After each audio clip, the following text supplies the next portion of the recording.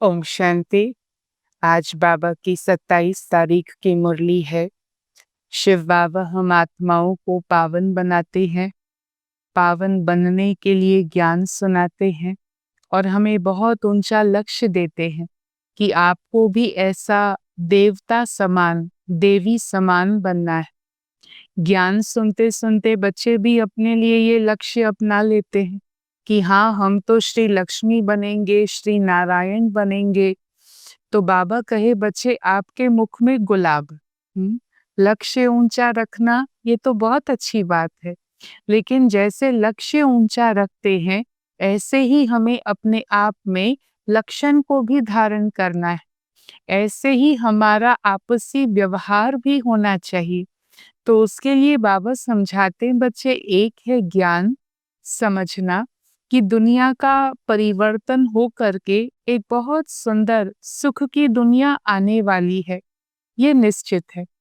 फिर है वैसा बनने के लिए बाबा की याद द्वारा अपने आप को योग्य बनाना। उसके लिए याद, योग, कनेक्शन बाबा के साथ, कि जिससे बाबा की प्योरिटी से मैं आत्मा भी स्वच्छ, प्योर, सतो प्रधान बन जाऊं। और साथ साथ फिर सभी का परिवर्तन में एक मददगार बनने के लिए बाबा कहे सेवा भी बहुत जरूरी है। तो हमें फिर सेवा की सब्जेक्ट में भी अन्य आत्माओं को जगाना है, उन्हें भी शिव बाबा का परिचय देना है कि कैसे परमात्मा इस समय पर ज्ञान के द्वारा हम आत्माओं को परिवर्तन करते हैं, संस्कारों को बदलते हैं, जिससे ये संसार बदल जाता। तो परमात्मा का कार्य है इस श्रेष्ठ पुरुषोत्तम संगम युग पर आकर हम आत्माओं को श्रेष्ठ पुण्य कर्म करने की प्रेरणा देना। फिर जो वो प्रेरणा से प्रेरित होकर अपने कर्मों को, व्यवहार को श्रेष्ठ बनाते हैं, वही आत्माएं पात्र बनती हैं कि जब दुनिया परिवर्तित हो जाएगी तो सतयुगी दुनिया में वो आत्माएं भी अपना रोल प्ले करेंगी, क्योंकि वो तैयार हैं, संस्कार रेडी हैं। तो तैयारी के लिए भी बाबा कहे कि बच्चे तैयारी तुम बच्चे अभी कर ही रहे हो। जिन्हों को वहाँ उस सतयुगी दुनिया में अच्छा पद पाना है, अपने आप को योग्य बनाना है, वो तैयारी कर रहे हैं, अर्थात पुरुषार्थ कर रहे हैं। बाबा जो श्रीमत दे रहे हैं उस पर चल रहे हैं। अब कई हैं जो ज्ञान को समझ लेते हैं, क्योंकि ज्ञान को समझना तो बहुत इजी है। बाबा कहे कैसे बीज होता है, बीज से फिर पत्ते निकलते हैं, फिर आगे चल कर के वृक्ष विस्तार को पाता है, फूल फल आते हैं। ज्ञान को समझना तो बहुत आसान है। तो यहाँ भी अपने को आत्मा समझ करके ये जान लेना बहुत इजी है कि मैं आत्मा हूँ, लेकिन आत्मा समझ करके अपने आप को प्योर बनाना, वो पुरुषार्थ की जरूरत होती है। और इसीलिए बाबा कहे बच्चे सोचना, बोलना और करना, इन तीनों को जो समान बनाते हैं वही सच्चे सच्चे श्रेष्ठ तीव्र पुरुषार्थी है। तो इस प्रकार से आज बाबा हमें समझा रहे हैं कि एक तरफ तो हमें पुरुषार्थ करना है अपने लिए, साथ साथ सेवा के द्वारा पैगाम देना है अन्य आत्माओं को, क्योंकि समय आ चुका है आत्मा को प्योर बन करके वापस घर जाने का। तो इसका जो तरीका है सेल्फ प्यूरिफिकेशन का, वो एक ही है, बाबा की याद। अब इसमें क्या होता है, जो भी हमारी वीकनेसेस होती हैं वो बहुत ऑपोजिशन लेकर आती है, जिसको ही बाबा कहे माया सामना करती है। अब कई बच्चे माया का सामना करते करते उसमें खरे उतरते हैं, याद बना लेते हैं अपनी स्थायी मजबूत, और कहीं फिर माया के आकर्षणों में फंस जाते हैं। तो इसमें भी बाबा कहे बच्चे, जो भी अपनी सच्चाई है, अपना सच्चा सच्चा चार्ट हमें बाबा को देना है। ऐसा ना हो कि मैं बाबा के याद करूं नहीं और बाबा को कहूं बाबा इतना मैं तो आपको याद करती हूँ। नहीं, बाबा कहे बच्चे सच्चाई से जो है जैसे हैं, बाबा के आगे हमारा जीवन बिल्कुल एक खुली किताब है। सिर्फ खुली किताब नहीं है, पर उस किताब की एक-एक पंक्ति, एक-एक शब्द उस सतगुरु के आगे स्पष्ट है सच्चाई से। जब हम ऐसी सच्चाई से जीते हैं, तो सच्चे दिल पर साहिब राज़ी। फिर बाबा की भी हमें मदद मिलती है और जो भी हमारी वीकनेस है, उस वीकनेस को हम पार कर सकते हैं। तो ऐसे बाबा हमें ज्ञान से, योग से, सद्व्यवहार के लिए धारणाओं से और साथ-साथ विश्व के कल्याण के लिए सेवा से कैसे अपना भाग्य बनाना वो विधि आज सिखा रहे। बाबा कहे उस दुनिया में तो मान लीजिए कोई हॉस्पिटल खोलते हैं तो स्वास्थ्य अच्छा मिल जाता, पुण्य किया। कोई अगर किसी के लिए धर्मशाला आदि रहने के स्थान बनाते हैं तो उनको स्थान अच्छा मिल जाता है। लेकिन यहाँ तो बाबा कहे वैसे तो कोई धन की बात नहीं है, ज्ञान धन धारण करना है। फिर भी बाबा कहे किसी के पास धन है तो ईश्वरीय सेवा में उसको सफल कर सकते हैं। जिसके लिए सुदामा का भी मिसाल है कि भाई बस चावल मुट्ठी थे पर उससे उसको महल मिल गए, क्योंकि उसमें भी भावना बहुत थी। अपने पास कितना है और उसमें से उसने कितना दिया, तो उससे उसको महल मिल गए। तो यहाँ भी बाबा कहे बच्चे मन में ये संकल्प होना चाहिए, जो भी हमारे पास शक्तियां हैं, तन की है, मन की है, बुद्धि की है अथवा धन की भी है, लेकिन उसको हमें नेक कार्य में, पुण्य के कार्य में यूज करते हुए उसे सफल करना है। बाबा कहे ऐसे ईश्वरीय कार्य में लगाने से बाबा इस समय ऐसी हमारी सर्व मनोकामनाएं पूर्ण कर देते हैं कि फिर आने वाले 21 जन्मों तक भी इच्छा मात्रम अविद्या के जीवन से हम जीते हैं। तो प्राप्ति कितनी बड़ी है। और सेवा द्वारा कोई आत्मा प्रभु मिलन का सुख पाए तो वो भी आत्मा के लिए भी कितना सुकून दिलाने वाला प्रसंग बनता कि हाँ हम ब्राह्मण, हम इंस्ट्रूमेंट बने, हम निमित्त बने, जो परमात्मा से बिछड़े थे उनकी तार परमात्मा से पुनः जोड़ने के लिए। और ऐसों की फिर बाबा सर्व मनोकामनाएं पूर्ण भी कर देते हैं। तो ऐसे हम पुरुषार्थ भी है और साथ साथ बेहद की प्राप्ति भी है। आज की मुरली का सार है, मीठे बच्चे अपनी सतो प्रधान तकदीर बनाने के लिए याद में रहने का खूब पुरुषार्थ करो। सदा याद रहे मैं आत्मा हूँ, बाबा से मुझे पूरा वर्षा लेना है। स्वयं को आत्मा समझना और बाबा से हमें पूरा वर्षा प्राप्त करना। प्रश्न है, बच्चों को याद का चार्ट रखना मुश्किल क्यों होता है? बाबा को भी वंडर लगता कि बस एक चार्ट नोट करना याद का वो भी मुश्किल लगता है, ऐसा क्यों? उत्तर है क्योंकि कई बच्चे याद को यथार्थ समझते ही नहीं है। बैठते हैं याद में और बुद्धि बाहर भटकती है। तो याद इज नॉट इक्वल टू सिर्फ बैठना। याद हाँ तन से बैठकर अभ्यास की अवस्था में बहुत अच्छा अटेंशन रहता है, क्योंकि उस समय और डाइवर्जन नहीं है। लेकिन बाकी तो याद बुद्धि की है। जैसे तन स्थिर बैठता, जैसे तन एक स्थान पर बैठता, वैसे मन और बुद्धि भी स्थिर हो जाए। मन और बुद्धि भी एक निराकार परमात्मा शिव बाबा पर टिक जाएं, ये बहुत जरूरी है। बाबा कहे बुद्धि अगर बाहर भटकती है तो फिर शांति होती नहीं है, फिर वायुमंडल पर भी उसका असर पड़ जाता है ना? जो वाइब्रेशन बैठने वाले बनाते हैं वो वाइब्रेशंस ही क्रिएट होते हैं, उससे वायुमंडल बनता। कोई बाबा को टच करके प्योर वाइब्रेशंस रेडिएट करते हैं, और अगर किसी की बुद्धि बाहर भटकती है तो उस प्योरिटी में वो इम्प्योर वाइब्रेशंस मिक्स हो जाते हैं। याद नहीं करते हैं फिर चार्ट लिखें कैसे? अगर कोई झूठ लिख देते हैं हाँ, करते नहीं है उतना याद, पर लिख लिया हम तो याद करते हैं। फिर बाबा कहे ऐसों को तो बहुत दंड पड़ जाता है, ऐसे सच्चे बाबा को तो सच बताना चाहिए।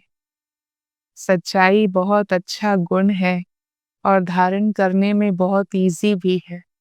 बस मन में जो डर होता है ना, उस डर को निकाल देना है, ऐसा करेंगे तो क्या, वैसा करेंगे तो क्या नहीं।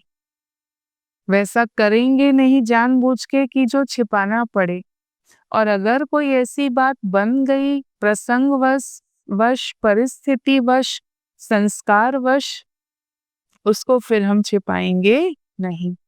गीत है, तकदीर जगा कर आई हूँ। रूहानी बच्चों को फिर से रूहानी बाबा रोज रोज समझाते हैं कि बच्चे जितना हो सके देही अभिमानी बनो। अपने को आत्मा निश्चय करो और बाबा को याद करो। तुम जानते हो हम उस बेहद के बाबा से बेहद सुख की तकदीर बनाने आए हैं, तो जरूर बाबा को याद करना पड़े न। पवित्र सतोप्रधान बनने बगैर सतोप्रधान तकदीर बना नहीं सकते हैं, है ना। लोग चाहते हैं जीवन अच्छा हो, स्वास्थ्य अच्छा हो, विश्व अच्छा हो। बाबा कहे पहले खुद अच्छे हो। दुनिया शायद प्योर नहीं भी है और आत्माओं का व्यवहार अभी तक बिल्कुल प्योर हो ऐसा नहीं भी है, लेकिन मुझे अच्छा बनना है। तो बाबा कहे जरूर बाबा को याद करना पड़े। अच्छी रीति से ये बात जान लो, ये अपने पास लिख दो, ये मूल बात एक ही है। जैसे बाह पर नाम लिखते हैं ना, आजकल तो टैटूज बनाते हैं, हाँ, नाम भी अलग अलग लिख लेते हैं, कोई किसका नाम अपने हाथ पर लिखाते, कोई क्या करते हैं। तुम भी लिख दो, हम आत्मा है। जरूरी नहीं लिखना, पर मन में समझ लेना जरूरी है। जहाँ बार बार नजर पड़ती है उस स्थान पर ये लिख लेना जरूरी है। हाँ, हम आत्मा है।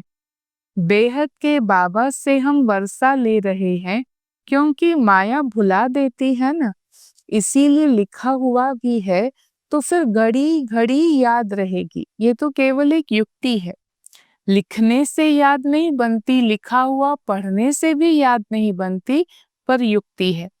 पढ़ लिया तो बुद्धि में अटेंशन जाएगा और बुद्धि बाबा के पास जाएगी। तो बाबा कहे ये है नए ते नई याद, जो बेहद का बाबा ही समझाते हैं। तो इस समझने से तुम सौभाग्यशाली तो क्या, तुम पदम भाग्यशाली बनते हो। बाबा का हमारे लिए बहुत ऊंचा विजन है। पदम भाग्यशाली, आत्मा को समझना, बाबा को समझना और याद करना। एक ही बाबा है जो सदैव के लिए सुखी बनाने आए हैं। सोचो कोई सुखी जीवन बनाने आएगा, और सो भी हमेशा के लिए। केवल और केवल एक हम आत्माओं के पिता परमात्मा ही ऐसा सोच भी सकते हैं, कर भी सकते हैं। लिखा हुआ भी है, यदा यदा ही धर्मस्य, इनका भी अर्थ बाबा ही आकर के समझाते हैं। बलिहारी एक बाबा की है।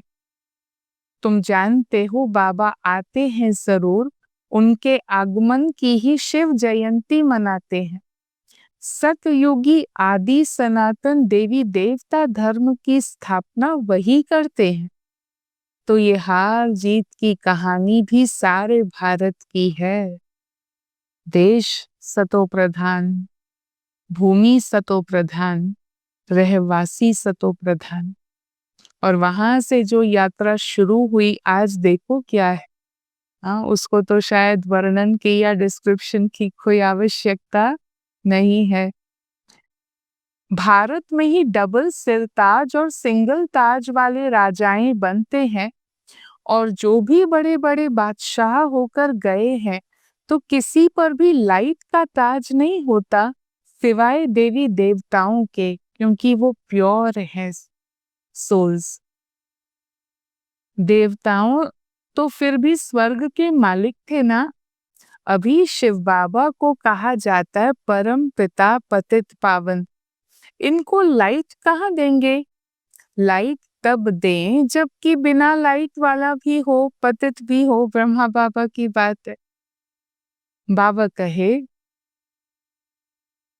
वो कभी बिगर लाइट वाला होता नहीं, ये शिव बाबा के लिए है। बिंदी पर लाइट कैसे दे सकेंगे? हो न सके।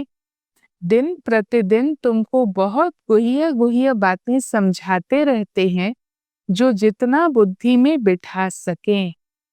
ज्ञान समझना है और समझते रहना है। मुख्य फिर है याद की यात्रा। इसमें माया के विघ्न बहुत पड़ते हैं। एक तरफ है याद, दूसरी तरफ है ज्ञान।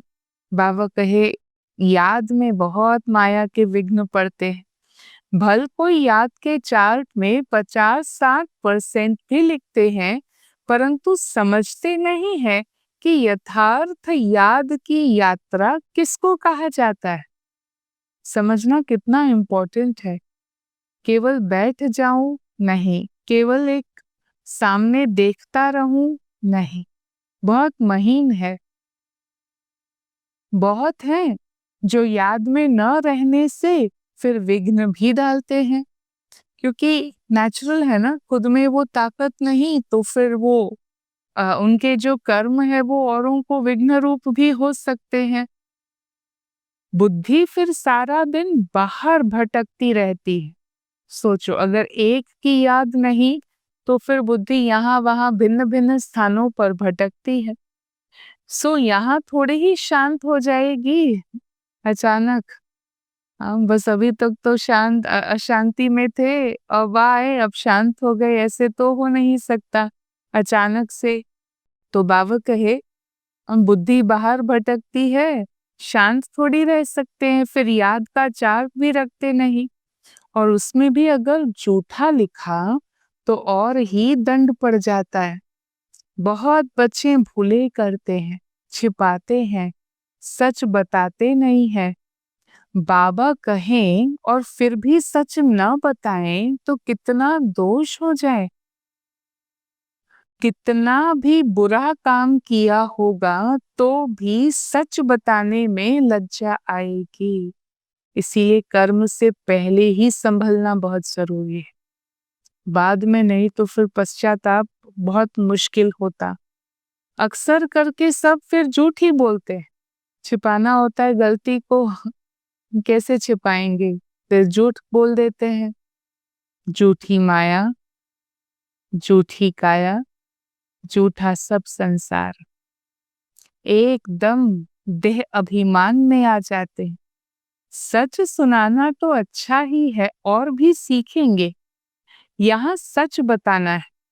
नॉलेज के साथ साथ याद की यात्रा भी जरूरी है।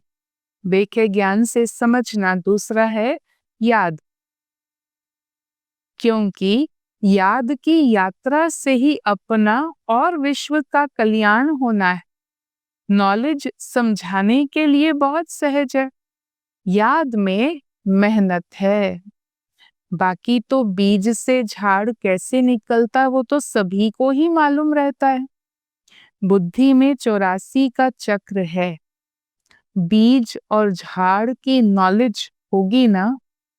बाबा सत्य है, चैतन्य है, ज्ञान का सागर है।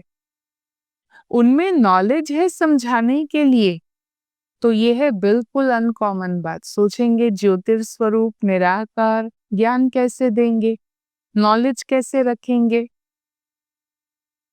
ये अनकॉमन बात है। ये मनुष्य सृष्टि का झाड़ है। तुम्हारे में भी बहुत थोड़े हैं कि जो अच्छी रीति से जानते हैं। इसीलिए फिर सेमिनार भी बुलाते हैं कि अपनी अपनी राय दो। हाँ, हर एक के अपने विचार होते हैं और हर विचार को समझना ये बहुत जरूरी होता, सुनना बहुत जरूरी होता है। तो इसीलिए बाबा कहे सेमिनार करते हैं, सभी अपनी राय दे सके। अब राय तो कोई भी दे सकते हैं, ऐसे नहीं कि जिनके नाम है उनको ही देनी है।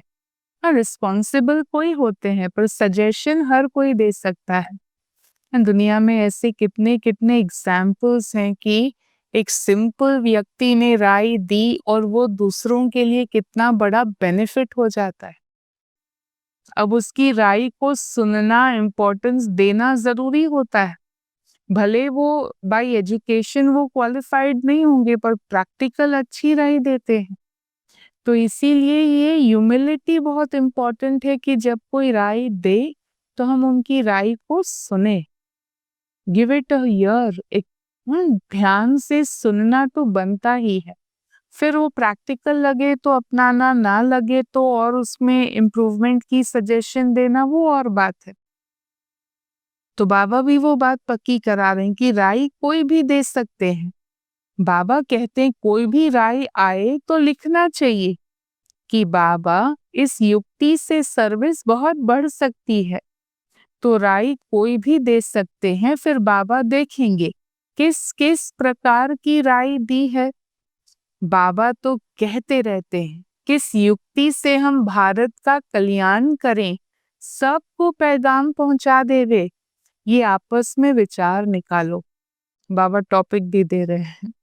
हाँ, एक समय भी था जब सभी इन बातों को अमल में लाते थे, बाय पोस्ट, बाय कॉन्वर्सेशन सभी तक मैसेज पहुंचाते थे। तो बाबा कहे कैसे पहुंचाया जाए, ये राय निकालो।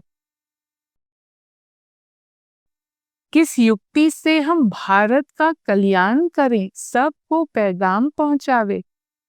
तो आपस में विचार निकालो और लिख करके भेजो।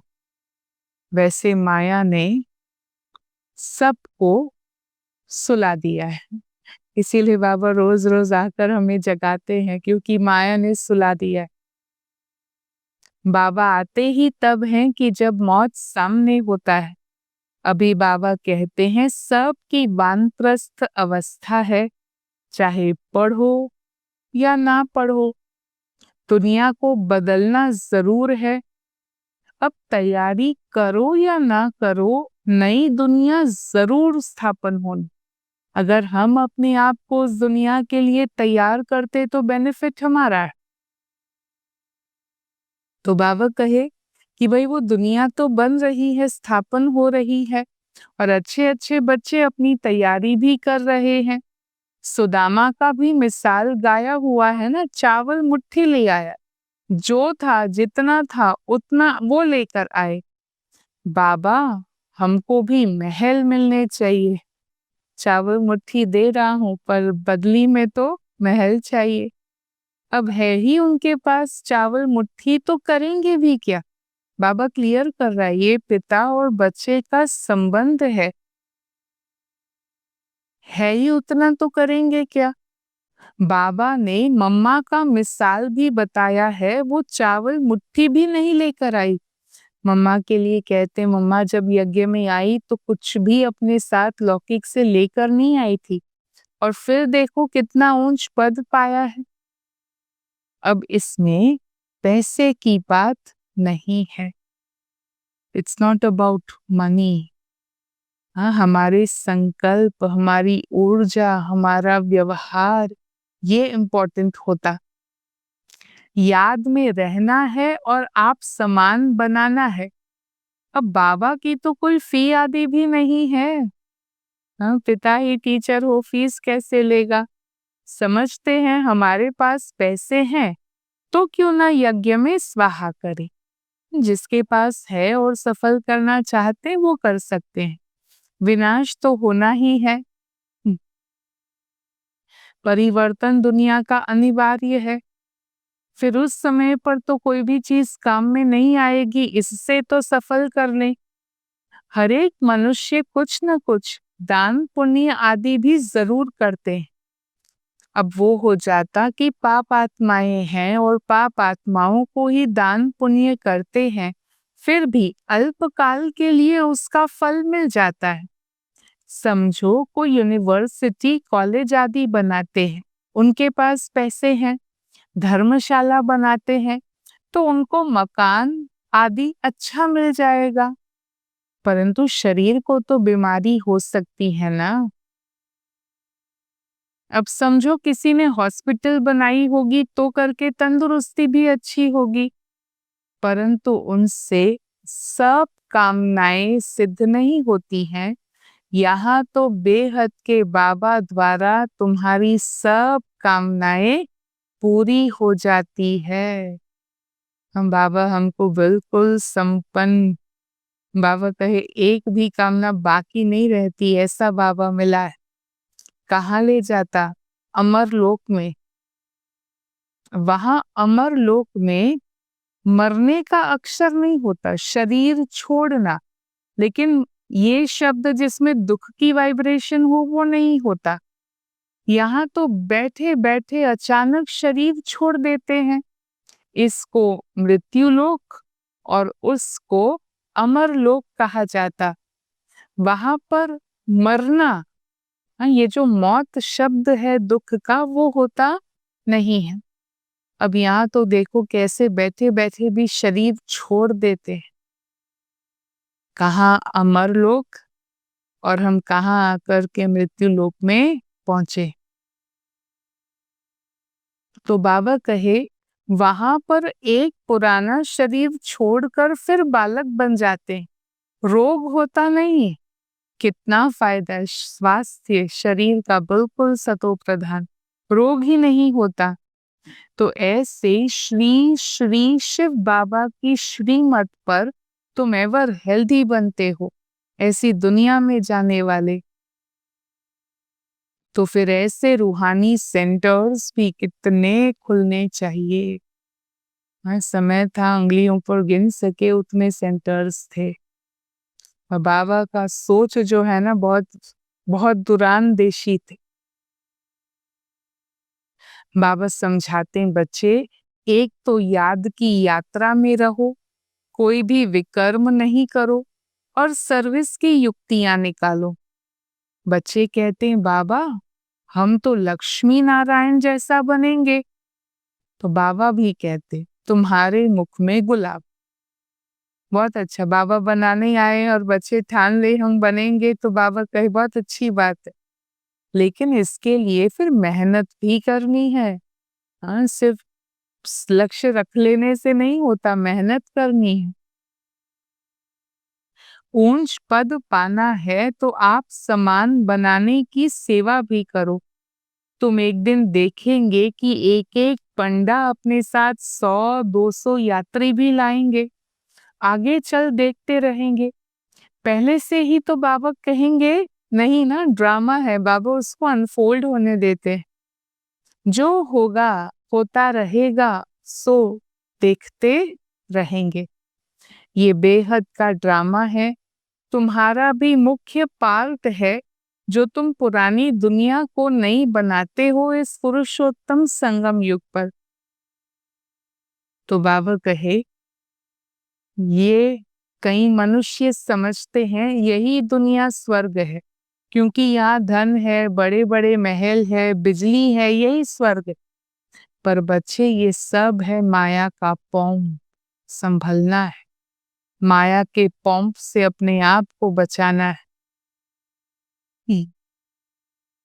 अचानक कोई शरीर छोड़ देते फिर कितना शोक करते हैं, दुख व्यक्त करते हैं। सतयुग में बाबा कहे एक शरीर छोड़ दूसरा ले लेते हैं, हम मृत्यु जैसा फीलिंग नहीं होता, एक छोड़ा दूसरा लिया, तो तुम कितना सुख में जाते हो। उसके लिए कितना पुरुषार्थ करना चाहिए, जो कदम कदम पर तुम्हें श्रीमत लेनी चाहिए। ये भी बाबा की जो श्रीमत की बात है, ये कोई बॉन्डेज नहीं है, लेकिन ये गाइडेंस है। बाबा कहते हैं मामेकम याद करो तो तुम्हारे विकर्म विनाश हो जाएं और तुम स्वर्ग के मालिक बन जाएंगे। अच्छा, मीठे मीठे सिकीलते बच्चों प्रति माता पिता बाप दादा का याद, प्यार और गुड मॉर्निंग। रूहानी बाप की रूहानी बच्चों को नमस्ते और हम रूहानी बच्चों की रूहानी बाबा को नमस्ते। तो बाबा कैसे हमें प्योर बनाकर हमारी सब कामनाएं पूर्ण कर देते हैं। वंडरफुल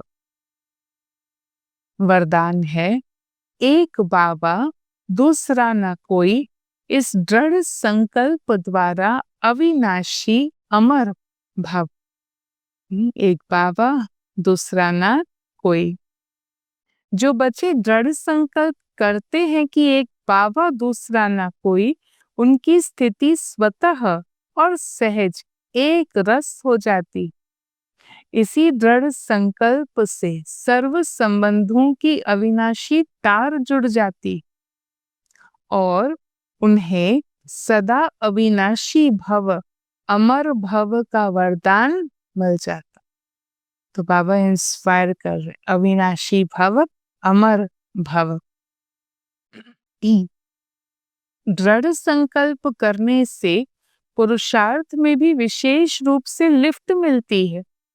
जिनके एक बाबा से सर्व संबंध हैं, उन्हें सर्व प्राप्तियां भी सहज हो जाएंगी। स्लोगन है, सोचना, बोलना और करना तीनों को एक समान बनाओ, तब कहेंगे सर्वोत्तम पुरुषार्थी। ऐसा ना हो कि हमारा सोचना अलग हो, बोलना अलग हो। तो बाबा कहे ऐसे नहीं, समान हो, उसी को ही सर्वोत्तम पुरुषार्थी कहा जाता है। ओम शांति।